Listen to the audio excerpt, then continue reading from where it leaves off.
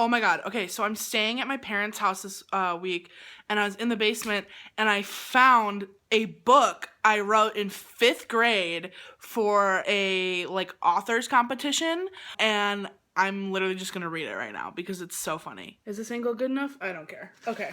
This is 5th grade. Cooking Up Trouble.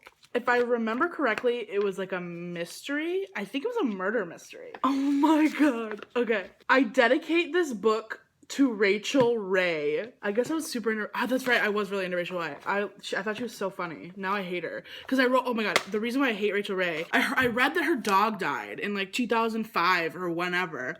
And I wrote her a letter to her like fan mail office. I was like, hey, I'm sorry your dog died. Like my dog just died too. Can you send me like a signed picture? And she never wrote back. So you're on my list, Rachel Ray. Chapter 1. Okay. It was late. Mark felt the chill of the night.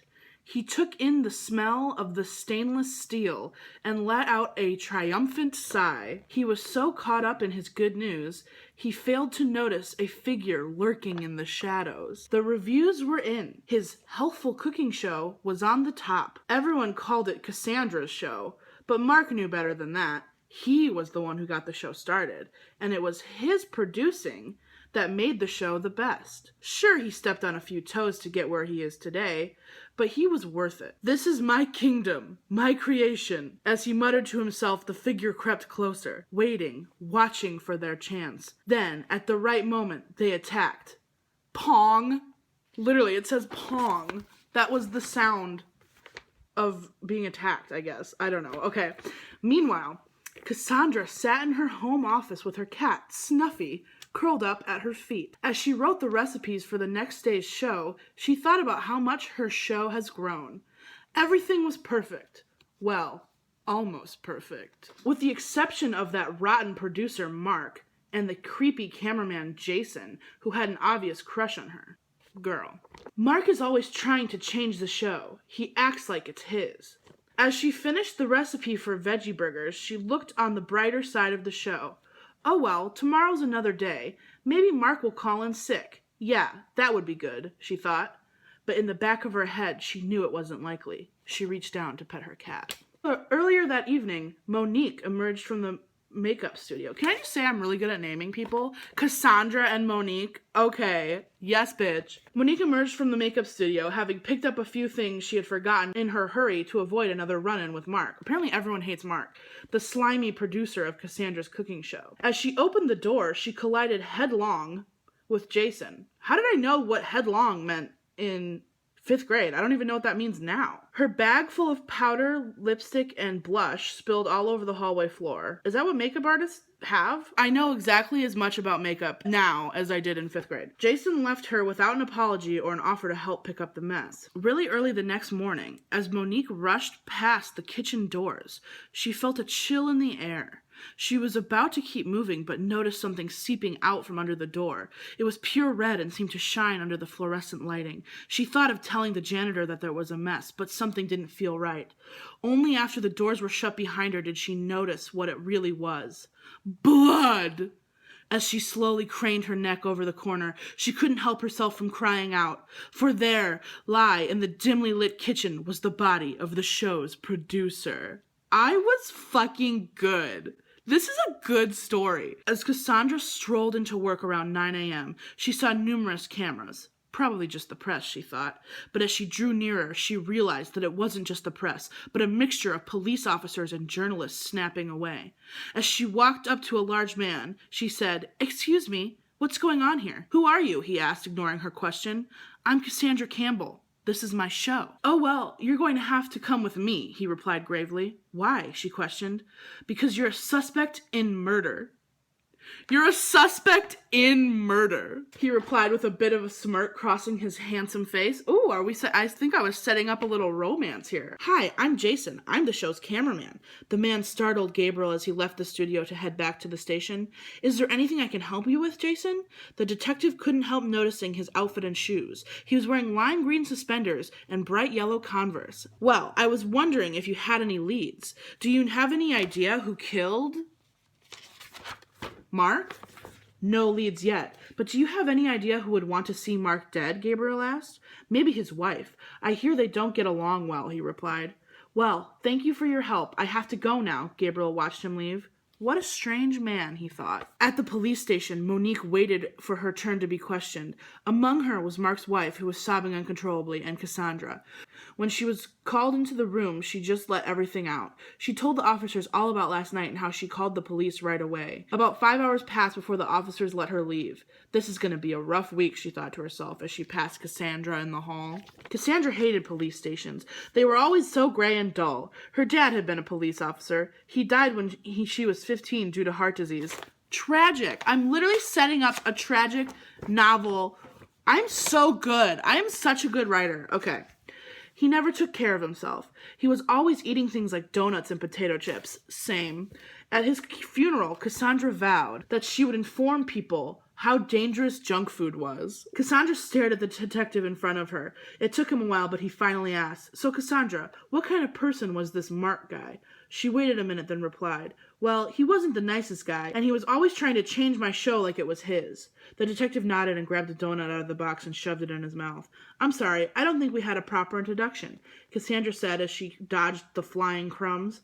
Oh, I'm Detective Gabriel Bradley, he said through a mouthful of donut. Cassandra tried not to say anything, but she couldn't help it. How can you eat that? It's disgusting. What? That donut. Do you know how many calories are in that? Cassandra looked away in disgust. Whatever. Where were you last night? He asked as he wiped the powdered sugar off his shirt. I was home alone, she answered. Can someone confirm that? No one. Well, except for my cat. Well, I wouldn't leave town if I were you because we may need to call you back in for questioning. With that, she was dismissed. This story is heating up, folks. Detective Bradley watched Cassandra as she left. He decided to check out the crime scene. Hey, Gabe, how did the interrogations go? Kirk asked when Gabriel appeared. He looked up from his forensic kit. Kirk was Gabriel's CSI technician who specialized in trace analysis and forensics. Not so well. His wife's motive could have been for his money, but her alibi was confirmed. The makeup lady looks innocent, and the girl that hosts the show started yelling at me because I ate a donut. He paused and added, So how did this guy die? Well, to keep it simple, he was hit in the head with a frying pan. That explains the pong. That's very interesting, Gabriel muttered as he got on his gloves and inspected the pan. Well, I'm going to see if I can lift a print off of this thing. He took his tape and pressed it on the pan. He ended up with 3 full prints. I'm going to send the body and the prints to the lab, he told Kirk. He circled the scene. The attacker came from behind and struck, so Gabriel tested where the attacker probably stood. As he acted out the likely scenario, he noticed a footprint on the floor. He noticed that it was a white powdery substance and took an imprint of it. He looked around the corner and saw that there was not just one, but a trail of footprints. How did no one realize this until now? He followed them all the way to the makeup studio, but they stopped right in front of the door. He was perplexed. Why didn't they go inside the studio? He shrugged it off and decided to head over to the lab. The powder you got off your shoe print was a match for the powder in the makeup lady's bag, Kirk told Gabriel as he walked into the lab.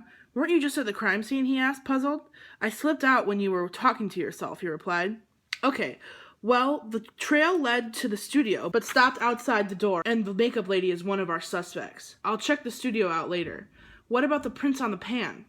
The 3 whole prints belong to Cassandra Campbell, he answered. Detective Gabriel, you have a visitor, the intercom said. I have to go. I'll stop by the makeup studio later, he told Kirk as he headed out the door. I literally, it's been so long I don't remember who killed Mark, so I feel like Cassandra's being set up, though. Hi, I have a visitor, Gabriel asked as he approached the front desk. From behind the counter, an arm extended and pointed to the chairs by the wall. Cassandra stood when she saw Gabriel. Detective, I was wondering if we could talk. Sure, why don't we head to my office? Cassandra followed him into a complete pigsty! This is your office? Cassandra asked. Yes, it is, he replied. Have you ever cleaned this place? Cassandra was appalled. So did you come all the way here just to criticize my office? No, I came to ask you if the set will be ready so we can shoot the shows, she replied. Well, technically it's still a crime scene. Oh, by the way, your prints were on the frying pan that was used to kill Mark. Oh, by the way, you literally have prints on the murder weapon. By the way, casually. He said, well, duh, I cook with it. And you didn't answer my question. How long until we can shoot? She's feisty. I like Cassandra. She was getting annoyed. The way I see it, until we find who killed your producer, you're not going to shoot any more shows. Cassandra stormed out. That woman is so annoying, Gabriel thought to himself as he watched her go. After sulking a while, he finally decided to go to the makeup studio. They're gonna fuck! Gabriel opened the studio's door and looked around. After hours of searching, he concluded the studio was clean. On his way out, his phone rang. Hello? Gabriel asked. Hi, Gabe, it's Kirk. Just wanted to let you know that the shoes were Converse size 12. You know, the prints from the crime scene, came a perky voice. Okay, thanks, Kirk. He hung up. Converse. Where have I seen those before? He asked himself. Then, all of a sudden, he knew exactly where he had seen them. Jason, the motherfucking cameraman. Chapter 7. As Gabriel walked up to Jason, he noticed that he was in an argument with Cassandra. Why don't you just leave me alone? Cassandra yelled. But his sentence trailed off. Cassandra stormed away. She's quite a handful, isn't she? Gabriel asked as they both watched her leave. Yes, but she's so beautiful. Listen, I'm going to need to take you in for questioning, Gabriel said, getting down to business. Why? Just follow me. I'll tell you later. Gabriel and Kirk sat across from Jason. He had a nervous look in his eye. Jason, what size shoe do you wear? 11s or 12s, he answered. Okay, I'm going to need to see your shoes, please. Gabriel glanced at Kirk, who gave him a nod. Jason placed his bright yellow shoes in Gabriel's hands. Kirk left the room. They waited 5 minutes until Kirk returned. They're a match, he whispered to Gabriel. How can you explain the fact that the powder on your shoe is a match to Monique's makeup and the footprints next to the body? Gabriel asked. I have no idea, Jason replied. Really, because Monique mentioned that you ran smack into her as she was leaving the makeup studio late last night, Gabriel asked, looking intently at Jason's sweating face. Where were you going in such a hurry, and why were you at the studio so late? Gabriel was prepared for a long explanation, but instead, Jason broke down crying. He confessed to everything. Last night, Jason had stayed at the studio late. He knew that Mark always took an inspection of the kitchen before he left. On his way to the kitchen, he ran into Monique as she opened the studio's door. That's when her powder spilled and got on his shoe. He unknowingly left a trail from the studio to the kitchen. He hid behind the counter with a frying pan, tight in his hands, and waited until Mark's back was turned.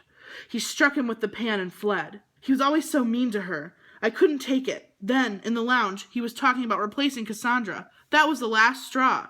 Jason's crying stopped momentarily.